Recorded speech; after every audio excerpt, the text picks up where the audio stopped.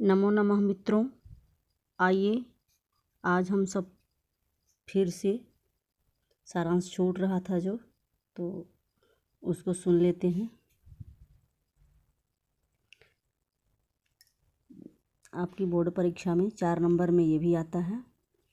तो आइए, पहला पाठ था कवि कुल गुरु कालिदास है।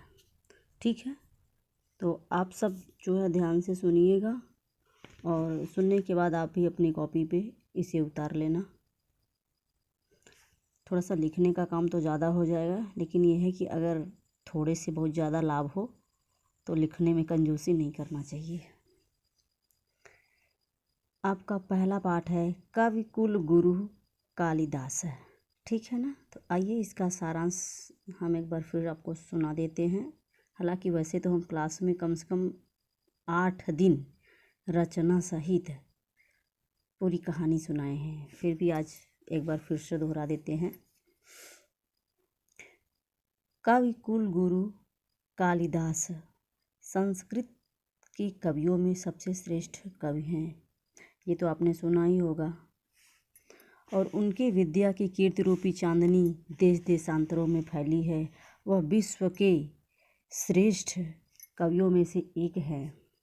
इस महान कवि का कुल, समय अथवा जन्म स्थान ये निश्चित नहीं है। इसमें अनेक मतभेद हैं और अन्य कवियों की भांति उन्होंने अपनी रचनाओं में भी कहीं कुछ नहीं लिखा है अपने स्वयं के बारे में। जैसे अन्य कवि हैं कि उन्होंने अपना परिचय बताया है, माता पिता का नाम बताया, गांव का नाम बताया, क्या कितनी पढ़ाई की, लेकिन इन्होंने ऐसा कुछ भी नहीं कहा। और एक किंवदंती है कि ये पहले तो महान मूर्ख थे, अत्यंत ही मूर्ख थे, जैसा कि हम कहानी सुना रहे होंगे आप सबको, और ना भी सुना रहे होंगे तो आप तो इतना समझदार हो, कई बार कालिदास की कहानी सुने भी होंगे। तो हमें लगता है कि जो इस पाठ में है हम वही बताएं, क्योंकि विषयीतर बताना थोड़ा सा ठीक नहीं है। जो इस पाठ में दिया है जितना परिचय रचनाएं, केवल उतने का ही हम आज यहाँ जिक्र करेंगे और आप भी उतना ही लिखिएगा। तो उनके जन्मस्थान के विषय में यह माना जाता है कि जो उज्जैनी के राजा विक्रमादित्य थे, ठीक है ना, वो चंद्रगुप्त द्वितीय थे और चंद्रगुप्त द्वितीय ही विक्रमादित्य की उपाधि धारण करते हैं। और उन्हीं के सभा रत्नों में से एक कालिदास भी थे। एक श्लोक मिलता है इनके विषय में कि धनवंतर छपड़ कामर सिंह शंकु बेताल भट्ट घट खरपर कालिदासा ख्यातो बराह मिहिरो नृपते सभायम रत्नानि व वरुचि नौ विक्रमस्य, ऐसे करके एक श्लोक मिलता है। तो उसमें कालिदास का भी जिक्र आया है। तो जो उज्जैनी के राजा विक्रमादित्य थे, उन्हीं के सभा रत्नों में से मुख्य कालिदास भी माने जाते हैं। किंतु जो है इसमें भी कोई निश्चित प्रमाण नहीं मिलता। ठीक है ना। कुछ लोग तो ये कहते हैं कि जो उनका नाटक है मालविकाग्निमित्रम, तो जो मालविकाग्निमित्र जो नाटक है, उस नाटक का नायक अग्निमित्र शुंग वंशीय था और वही जो है विक्रमादित्य की उपाधि धारण करता है। और उनका समय जो है ईसा पूर्व प्रथम शताब्दी था।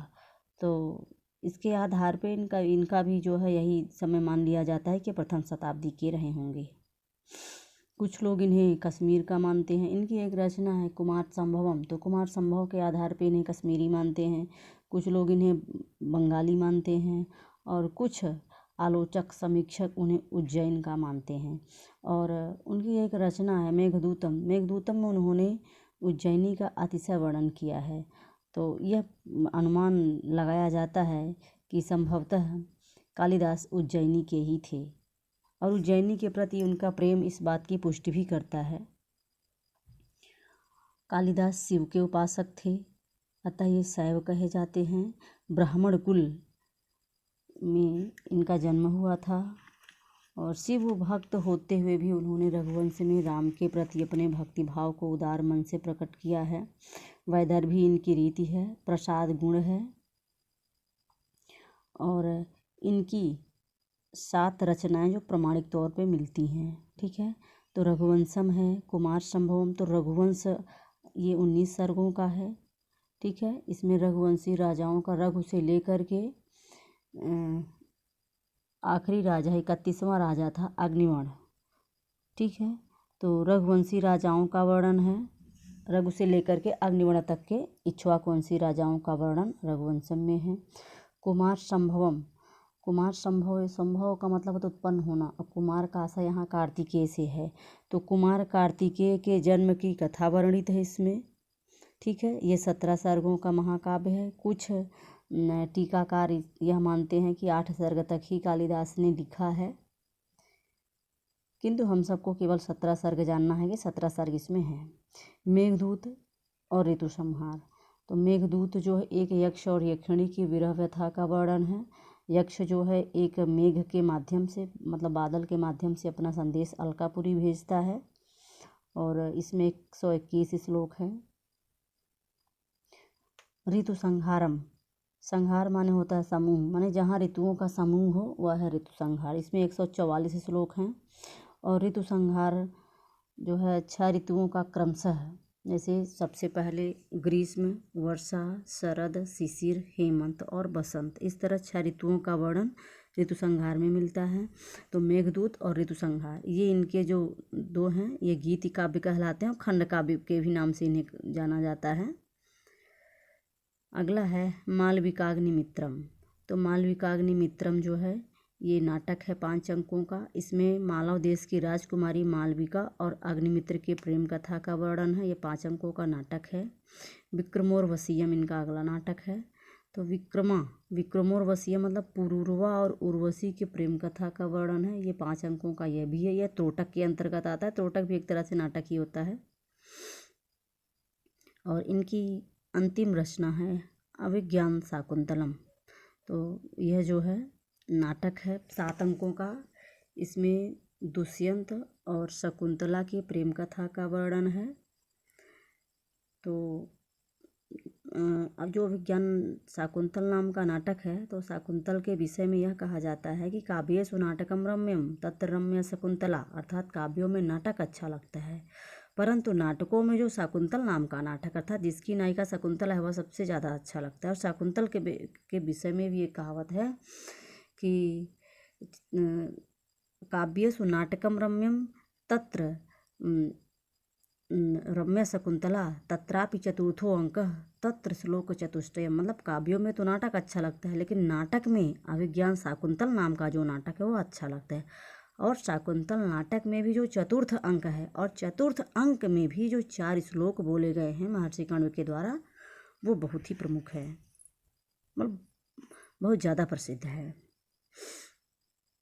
तो अगर आपको ट्रिक से याद करना हो तो जैसे क्रमशः इन्होंने लिखा है, तो हम ट्रिक ही आपको बता देते हैं कि ऋतु कुमार की मालविका, मेघ रघु का ज्ञान, तो ऋतु से ऋतु संहारम हो गया, कुमार से कुमार संभव हो गया, फिर मालविका, माल से मालविकाग्निमित्रम हो गया, अविका से विक्रमोर्वशीयम हो गया, मेघ रघु का ज्ञान, तो मेघ से मेघदूतम हो गया, रघु से रघुवंशम हो गया, ज्ञान से अभिज्ञान, ठीक है ना, विज्ञान शाकुंतलम। तो इस तरह से इनका इस पाठ का पूरा सारांश रहा। और कालिदास के बारे में भी एक उक्ति है। मल्लीनाथ एक टीकाकार थे जो दक्षिणी भारत के रहने वाले थे, तो इन्होंने जो है कहा है कि पुरा कवीनाम गणना प्रसंगे कनिष्ठिका तिष्ठति कालिदास, अर्थात प्राचीन काल में जब कवियों की गिनती होती थी तो कालिदास को सबसे पहले गिना जाता था। अद्यापि ततुल्य कबीर अभावाद अनामिका सार्थवती बभूव, और अद्याप मैंने आज भी ततुल्य कबीर अभावाद, उनके जैसा कवि का अभाव है, अतः जो कनिष्ठिका के बाद की उंगली है वह अनामिका नाम से सार्थक हो गई। तो ठीक है बच्चों, आज सिर्फ इतना ही। काफ़ी दिन में हम वीडियो बनाएं, एक तो समय नहीं मिल पाता, हमें स्वयं भी पढ़ना पड़ता है अपने लिए भी, और घर के कामों से फुर्सत कम मिल पाती है। तो चलिए ठीक है, हालांकि जो कार्य हम शुरू किए हैं इसको बंद नहीं करेंगे।